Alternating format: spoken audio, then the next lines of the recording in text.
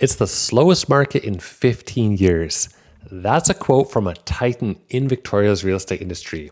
We'll dig into who said that and which segment is struggling so badly, and also if the Bank of Canada's latest interest rate cut to 2.25%, the lowest rate since 2022, can pull us out of this sales slump.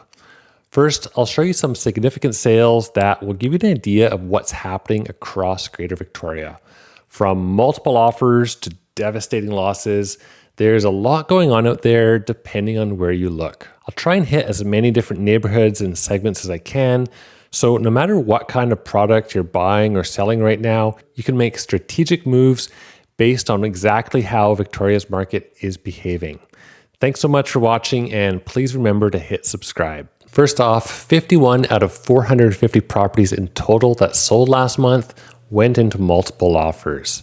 That seems like a lot, but when we look closer at the numbers to see just how competitive it was, it tells a different story. Leading the pack was a 1/3 acre home in Metchosin, which sold 22% over asking price, then a Rockland home for 12% over ask, and a competitively priced downtown studio listed at $299 that sold for $330K. And that's it. Those are the only three sales that were significantly over asking price in the double digits. The majority are closer to 1 to 2% over asking price, sometimes even as little as $1,000.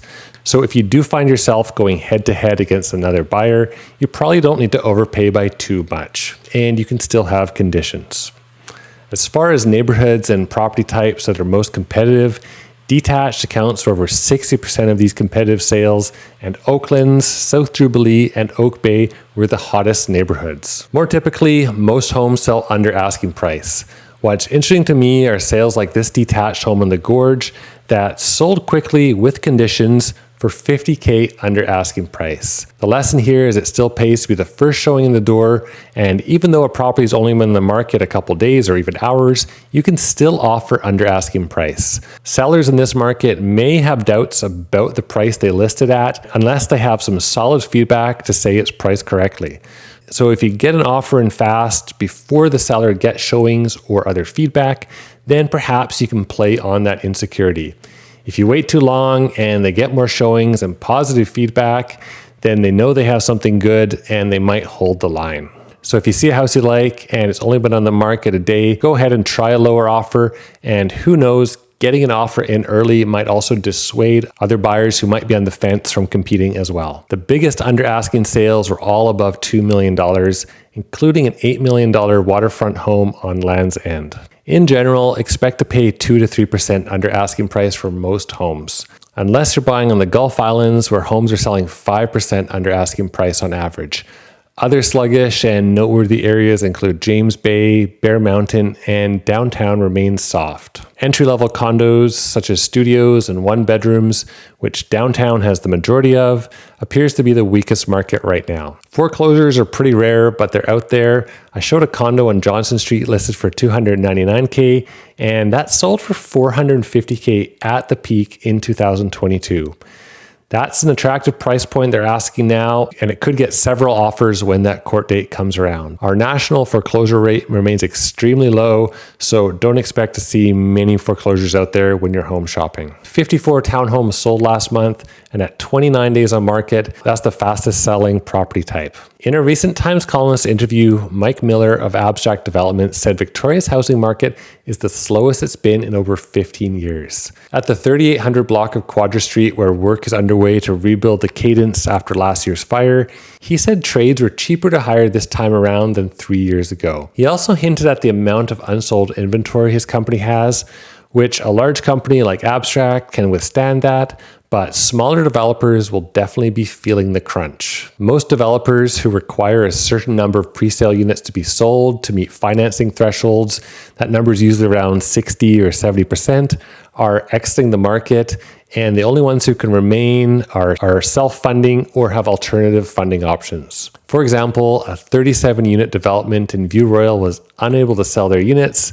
They went bankrupt, and they were subsequently purchased by the Department of Defense for $23 million during a court-ordered sale. My fellow YouTuber Marco Duras did a deep dive on that sale, which is critical of the price paid, and I highly recommend that you check out that video. There's some really interesting numbers he presents there. Another casualty was the Gateway project in Langford on Sunderland Road. The plans for two 22-story towers were scrapped after this development went into foreclosure.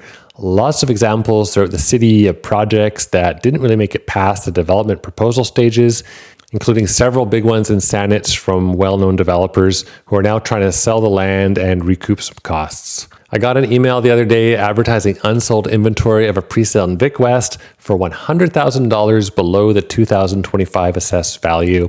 And I got a similar email for a condo in Bear Mountain trying to sell unsold inventory.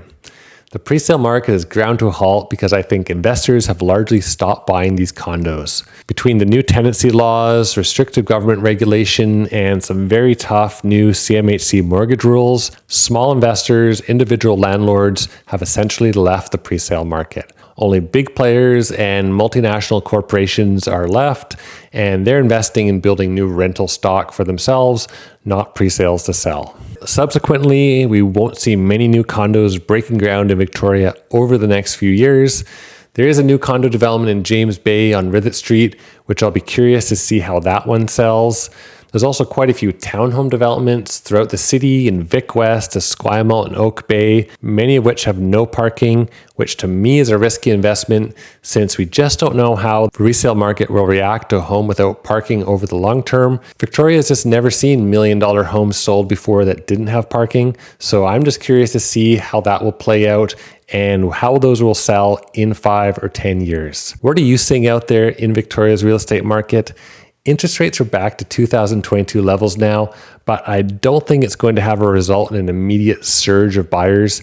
People are wary, they're watching job numbers and inflation numbers, and there's also a certain amount of PTSD or shell shock from people who bought in 2021 and 2022 and suffered big losses, and it's going to take a long time for that to fade away and people to regain confidence again. Please hit subscribe if you haven't already and leave a comment below with what you're seeing out there.